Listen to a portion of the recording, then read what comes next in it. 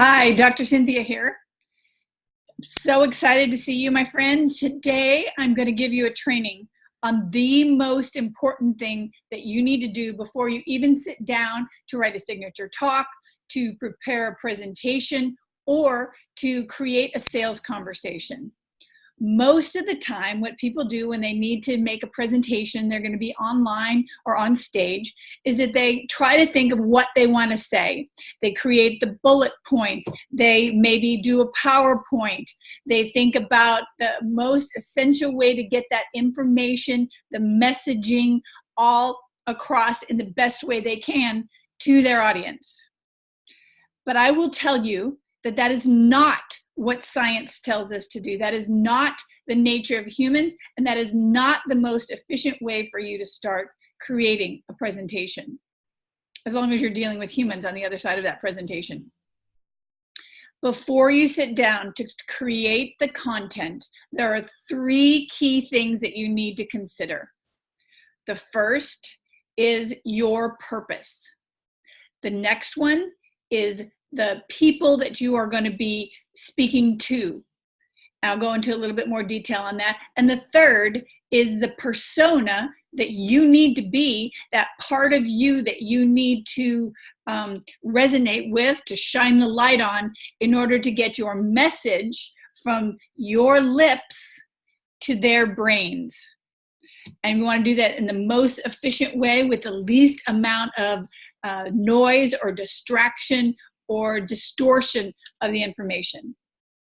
So the first part of that, of the three P's, is the purpose. And there's two elements to that. One is the intention for that conversation, or for that onstage presentation, or for that podcast, or for that video. What is it that you're trying to achieve? Is this a deliverable, as if you're in a corporate situation for an organization, or if you've sold a workshop? Is it a deliverable, or is it a sales conversation? Are you trying to influence them not only with your ideas, but actually influence them to purchase something with you?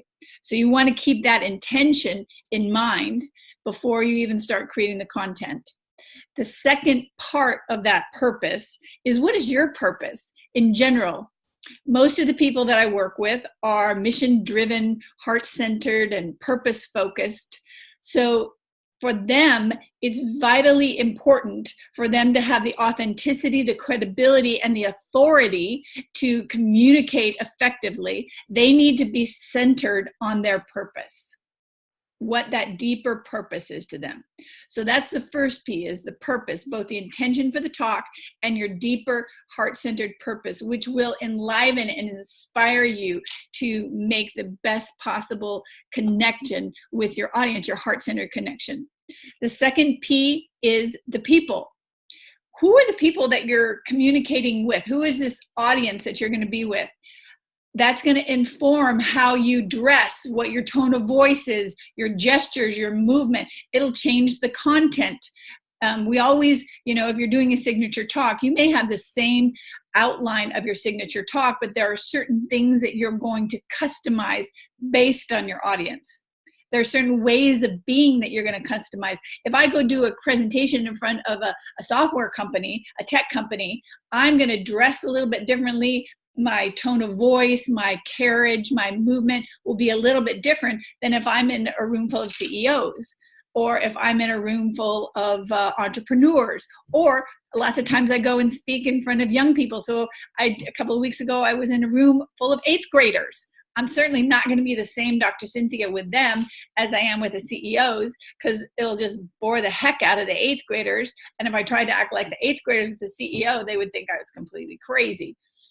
So the people you need to consider before you go and create your content. And then the third P is your persona.